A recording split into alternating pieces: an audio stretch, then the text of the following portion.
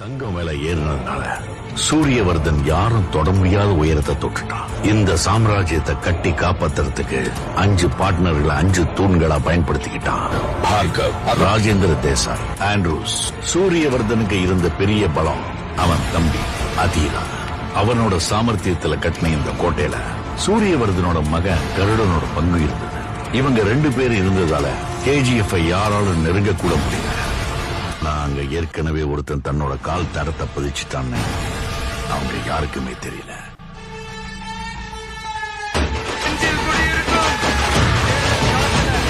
Powerful people come from powerful places. Andrews எப்போ Bombay lollipop ராக்கிக்கு அந்த சமுத்திரம் கூட சின்ன குளம் மாதிரி ஆயிடுச்சு.